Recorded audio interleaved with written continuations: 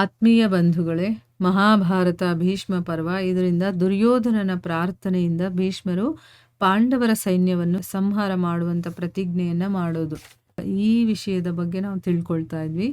ಹೋದ ಭಾಗದಲ್ಲಿ ದುರ್ಯೋಧನ ತನ್ನ ತಮ್ಮಂದ್ರ ಜೊತೆ ಭೀಷ್ಮರ ಹತ್ರ ಬಂದು ಕೇಳ್ಕೊಳ್ತಾನೆ, ನೀವು ಇದ್ದೀರಾ ಅನ್ನುವಂಥ ಧೈರ್ಯದಿಂದ ನಾವು ದೇವತೆಗಳ ಮೇಲೇನೆ ಯುದ್ಧ ಮಾಡ್ತೀವಿ, ಗೆಲ್ತೀವಿ ಅಂದಮೇಲೆ ಈ ಸಾಮಾನ್ಯವಾಗಿ ಇರುವಂಥ ಈ ಪಾಂಡವರು ನಾವು ಸೋಲ್ಸೋದಕ್ಕೆ ಯಾಕಾಗ್ತಾ ಇಲ್ಲ ಅಂದರೆ, ನೀವು ಅವರ ರಕ್ಷಣೆಯನ್ನು ಮಾಡ್ತಾ ಇದ್ದೀರಾ, ನನ್ನ ಒಂದು ಪಕ್ಷದಲ್ಲಿ ಇದ್ಕೊಂಡು ನೀವು ಅವ್ರ ಮೇಲೆ ದಯೆ ತೋರಿಸ್ತಾ ಇದ್ದೀರಾ, ಮತ್ತು ನನ್ನ ಮೇಲೆ ನಿಮಗೆ ದ್ವೇಷ ಇದೆ.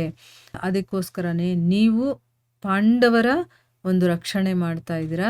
ನೀವು ಯುದ್ಧವನ್ನು ಬಿಟ್ಟು ಹೊರಟೋಗಿ ಕರ್ಣನಿಗೆ ಯುದ್ಧ ಮಾಡೋದಕ್ಕೆ ಅವಕಾಶ ಕೊಡಿ, ಆಗ ಅವನೇ ನಮ್ಮನ್ನು ಗೆಲ್ಲಿಸ್ತಾನೆ ಅಥವಾ ಅವರನ್ನೆಲ್ಲ ಪಾಂಡವರನ್ನೆಲ್ಲ ಕೊಲ್ತಾನೆ ಅಂತಂದ್ಬಿಟ್ಟೆಲ್ಲ ಹೇಳ್ತಾರೆ. ದುರ್ಯೋಧನ ಹೇಳಿದಂಥ ಮಾತಿಗೆ ಭೀಷ್ಮರಿಗೆ ದುಃಖನೂ ಆಗುತ್ತೆ, ನೋವು ಆಗುತ್ತೆ. ಆಮೇಲೆ ಕೋಪ ಮಾಡಿಕೊಂಡು ಅವನಿಗೆ ಬುದ್ಧಿವಾದವನ್ನು ಹೇಳ್ತಾ ಇದ್ದಾರೆ. ದುರ್ಯೋಧನ, ನನ್ನ ಶಕ್ತಿ ಮೀರಿ ನಾನು ಯುದ್ಧ ಮಾಡ್ತಾ ಇದ್ದೀನಿ, ನಿನಗೆ ಒಳ್ಳೇದಾಗಬೇಕು ಅಂತಲೇ ನಾನು ಇಷ್ಟಪಡ್ತೀನಿ, ಏನೋ ದೊಡ್ಡದಾಗಿ ನೀನು ಇಷ್ಟೆಲ್ಲ ಹೇಳ್ತಾ ಇದೆಯಲ್ಲ ಅಂತ. ಇಂದ್ರನನ್ನೇ ಗೆದ್ದಂಥವನು ಅರ್ಜುನ.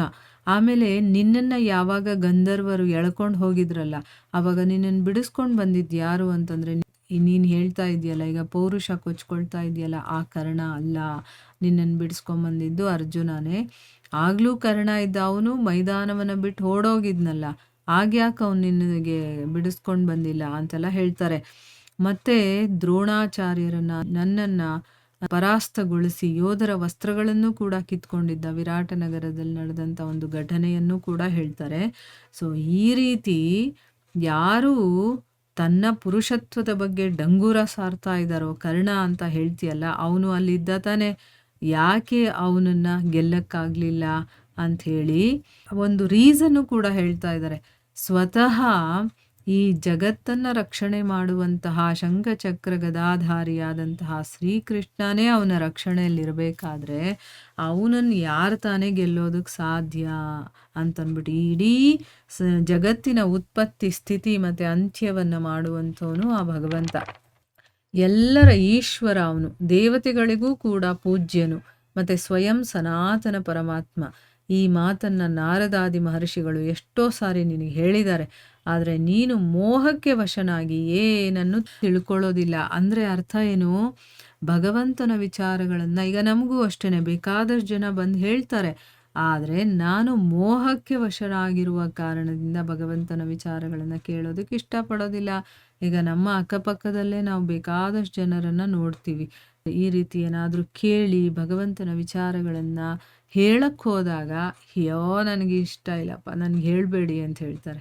ಆಯಿತಾ? ಇಲ್ಲಿ ನಾರದಾದಿ ಮಹರ್ಷಿಗಳೇ ದುರ್ಯೋಧನನಿಗೆ ಅದರ ಬಗ್ಗೆ ಹೇಳಿದ್ರು ಕೂಡ ನಿನಗೆ ಅದರಲ್ಲಿ ಆಸಕ್ತಿನೇ ಇಲ್ಲ, ನೀನು ಯಾಕೆ ಮೋಹಕ್ಕೆ ವಶನಾಗಿದೆಯಾ, ಅದಕ್ಕೆ ನಿನಗೇನೂ ಅರ್ಥ ಆಗೋದಿಲ್ಲ. ನೋಡು, ಶಿಖಂಡಿಯೊಬ್ಬನನ್ನು ಬಿಟ್ಟು ನಾನು ಮಿಕ್ಕ ಎಲ್ಲ ಸೋಮಕ ಮತ್ತು ಪಾಂಚಾಲ ವೀರರನ್ನು ಕೂಡ ಕೊಲ್ತೀನಿ.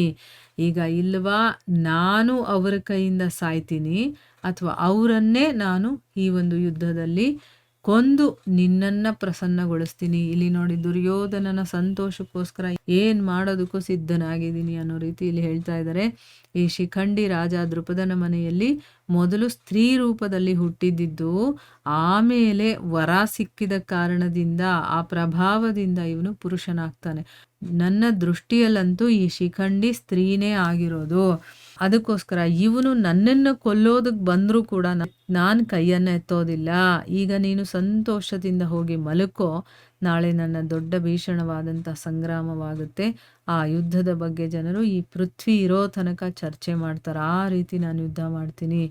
ಆದರೆ ಶಿಖಂಡಿ ಮೇಲೆ ಮಾತ್ರ ನಾನು ಯುದ್ಧ ಮಾಡೋದಿಲ್ಲ. ಇಲ್ಲಿ ಎಲ್ಲರೂ ಗಂಡಸರೇ ಯುದ್ಧ ಮಾಡ್ತಿರ್ತಾರಲ್ಲ, ಶಿಖಂಡಿ ಗಂಡಸಾಗಿ ಕಾಣಿಸಿದ್ರು ಕೂಡ ಹುಟ್ಟಿರೋದು ಹೆಣ್ಣಾಗಿ, ಅವಳಿಗೇನೋ ಒಂದು ವರ ಸಿಕ್ಕಿರೋ ಕಾರಣದಿಂದ ಗಂಡಸಾಗಿ ಬದಲಾಗಿರ್ತಾನೆ. ಅದಕ್ಕೋಸ್ಕರ ನಾನು ಶಿಖಂಡಿ ಮೇಲೆ ಕೈ ಮಾಡೋದಿಲ್ಲ ಅಂತ ಹೇಳ್ತಾರೆ. ಮುಂದುವರೆದು ಸಂಜಯ ಧೃತರಾಷ್ಟ್ರನಿಗೆ ಹೇಳ್ತಾನೆ, ರಾಜನೇ, ಭೀಷ್ಮರು ಈ ರೀತಿ ಹೇಳಿದ ಮೇಲೆ ದುರ್ಯೋಧನ ಅವರಿಗೆ ತಲೆಬಾಗಿ ನಮಸ್ಕಾರ ಮಾಡಿಕೊಂಡು ಆಮೇಲೆ ಅವನು ತನ್ನ ಶಿಬಿರಕ್ಕೆ ಹೋಗಿ ಮಲ್ಕೊಳ್ತಾನೆ. ಮಾರನೇ ದಿನ ಬೆಳಗ್ಗೆ ಎದ್ದಿದ ತಕ್ಷಣ ಅವನು ಎಲ್ಲ ರಾಜರಿಗೂ ಕೂಡ ಆಜ್ಞೆಯನ್ನು ಕೊಡ್ತಾನೆ. ನೀವು ನಿಮ್ಮ ನಿಮ್ಮ ಸೈನ್ಯಗಳನ್ನು ತಯಾರು ಮಾಡ್ಕೊಳ್ಳಿ. ಈ ದಿನ ಭೀಷ್ಮರು ಕೋಪ ಮಾಡಿಕೊಂಡು ಸೋಮಕವೀರರನ್ನು ಸಂಹಾರ ಮಾಡ್ತಾರೆ ಅಂತಂದ್ಬಿಟ್ಟು ಹೇಳ್ತಾರೆ. ದುಶ್ಯಾಸನಿಗೆ ಹೇಳ್ತಾನೆ, ನೀನು ಬೇಗ ಭೀಷ್ಮರ ರಕ್ಷಣೆಗಾಗಿ ರಥಗಳನ್ನೆಲ್ಲ ತಯಾರು ಮಾಡು. ಈ ದಿನ ಸೈನಿಕರನ್ನ ಇವರ ರಕ್ಷಣೆಗೆ ಆದೇಶ ಕೊಡು. ಯಾವ ರೀತಿ ರಕ್ಷಣೆ ಇಲ್ಲದ ಸಿಂಹನನ್ನ ಯಾವುದೋ ಒಂದು ತೋಳ ಕೊಲ್ಲೋ ಹಾಗೆ ಈ ಶಿಖಂಡಿಯ ಕೈಯಿಂದ ನಾವು ಭೀಷ್ಮರ ವಧೆ ಆಗೋದಕ್ಕೆ ಬಿಡೋದಿಲ್ಲ ಅಂತಂದ್ರೆ ಎಲ್ಲರೂ ಭೀಷ್ಮರ ರಕ್ಷಣೆಯನ್ನ ಮಾಡಿ ಅವ್ರ ಯುದ್ಧವನ್ನ ಮಾಡ್ತಾರೆ. ಈ ದಿನ ಶಕುನಿ, ಶಲ್ಯ, ಕೃಪಾಚಾರ್ಯರು, ದ್ರೋಣಾಚಾರ್ಯ, ವಿವಿಂಶತಿ ಇವರೆಲ್ಲ ತುಂಬ ಎಚ್ಚರಿಕೆಯಿಂದ ಭೀಷ್ಮರ ರಕ್ಷಣೆಯನ್ನ ಮಾಡಲಿ. ಯಾಕೆಂದರೆ ಅವರು ಸುರಕ್ಷಿತವಾಗಿರೋದ್ರಿಂದ ನಮಗೆ ಜಯ ಅನ್ನೋದು ಖಂಡಿತವಾಗುತ್ತೆ ಅಂತಂದ್ಬಿಟ್ಟು ಹೇಳ್ತಾನೆ. ದುರ್ಯೋಧನನ ಮಾತನ್ನು ಕೇಳಿ ಯೋಧರೆಲ್ಲರೂ ಕೂಡ ಅನೇಕ ರಥಗಳಿಂದ ಭೀಷ್ಮರನ್ನ ಎಲ್ಲ ಕಡೆಯಿಂದ ಸುತ್ತುವರಿತಾರೆ. ಭೀಷ್ಮರು ಅನೇಕ ರಥಗಳಿಂದ ಸುತ್ತುವರೆದಿರೋದನ್ನು ನೋಡಿ ಅರ್ಜುನ ದೃಷ್ಟದ್ಯುಮ್ನನಿಗೆ ಹೇಳ್ತಾನೆ, ಈ ದಿನ ನೀನು ಭೀಷ್ಮರ ಮುಂದೆ ಪುರುಷ ಸಿಂಹನಾದ ಶಿಖಂಡಿಯನ್ನ ನಿಲ್ಲಿಸು, ಅವನ ರಕ್ಷಣೆಯನ್ನ ನಾನು ಮಾಡ್ತೀನಿ ಅಂತ ಇವರು ಒಂದು ಪ್ಲಾನ್ ಮಾಡ್ಕೊಳ್ತಾರೆ. ಈಗ ಗೊತ್ತಿರುತ್ತೆ ಎಲ್ಲಾರ್ಗು ಭೀಷ್ಮರು ಶಿಖಂಡಿ ಜೊತೆ ಯುದ್ಧ ಮಾಡೋದಿಲ್ಲ. ಅವ್ರೇನಾದ್ರೂ ಮುಂದೆ ಬಂದ್ರೆ ಅವರು ಅಸ್ತ್ರಶಸ್ತ್ರಗಳನ್ನು ಎತ್ತೋದಿಲ್ಲ ಅಂತ ಗೊತ್ತಿರುತ್ತಲ್ಲ, ಅದಕ್ಕೋಸ್ಕರ ಇಷ್ಟೂ ಜನರ ರಕ್ಷಣೆಯಲ್ಲಿ ಭೀಷ್ಮರು ಯುದ್ಧ ಮಾಡೋದಕ್ಕೆ ಬರ್ತಾ ಇರೋದನ್ನ ನೋಡಿ ದೃಷ್ಟದ್ಯುಮ್ನನಿಗೆ ಹೇಳ್ತಾನೆ ಅರ್ಜುನ, ಇವತ್ತು ಭೀಷ್ಮರ ಮುಂದೆ ಶಿಖಂಡಿಯನ್ನ ನಿಲ್ಲಿಸು, ಆ ಶಿಖಂಡಿಯ ರಕ್ಷಣೆಯನ್ನ ನಾನು ಮಾಡ್ತೀನಿ ಅಂತಂದ್ಬಿಟ್ಟು ಈಗ ಯುದ್ಧಕ್ಕೆ ಹೊರಟಿದ್ದಾರೆ.